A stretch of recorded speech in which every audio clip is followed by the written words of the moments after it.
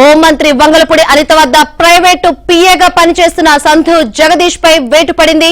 అవినీతి ఆరోపణల నేపథ్యంలో ఆయనను ఆ పోస్టు నుంచి తొలగించారు. బదిలీలు, పోస్టింగ్లు, సిఫార్సుల కోసం అక్రమ వసూలుకు పాల్పడుతున్నారని, సెటిల్మెంట్లు చేస్తున్నారని జగదీష్ పై తొలి నుంచి ఆరోపణలున్నాయి. ఆయన వ్యవహార శైలి, ప్రవర్తన దురుసుగా ఉందంటూ టీడీపీ శ్రేణులు అసంతృప్తిగా ఉన్నారు. జగదీష్ గత 10 ఏళ్లుగా అనిత వద్ద ప్రైవేటు పిఏగా జగదీష్ పనిచేస్తున్నారు.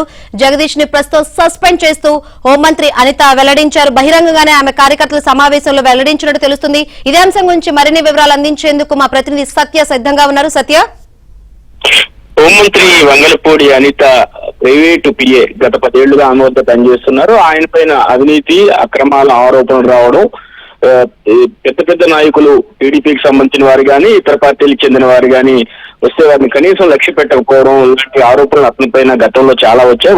వచ్చినప్పటికీ కూడా వాటిపైన హోంమంత్రి అప్పట్లో చర్యలు ఏమీ తీసుకోలేదు. అయితే అక్రమ వసూళ్లు, సెటిల్మెంట్లు, అవినీతి దందాలు, ఆరోపణలు విపరీతంగా ఈ మధ్యన భారీగా పెరిగిపోవడం, అదేవిధంగా అన్ని వైపుల నుంచి కూడా అతనిపై ఫిర్యాదులు రావడం, అట్లా ఇంటెలిజెన్స్ కూడా దీనికి సంబంధించి నివేదిక ఇవ్వడంతో హోంమంత్రి దీనిపై దృష్టి సారించారు.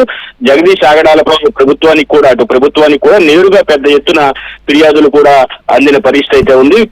నియోజకవర్గంలో ముఖ్యంగా ఎస్ రాయవరం మండలంలో 2 చోట్ల పేకాట శిబిరాలు ఈ జగదీష్ అండదండలతోనే నడిచాయి అని స్థానిక టీడీపీ నేతలే చెప్పుకున్న పరిస్థితి. ఈ పేకాట రాయులకు మద్దతుగా జగదీష్ ఉన్నారని ఆరోపణలు వచ్చిన పరిస్థితి అయితే ఉంది.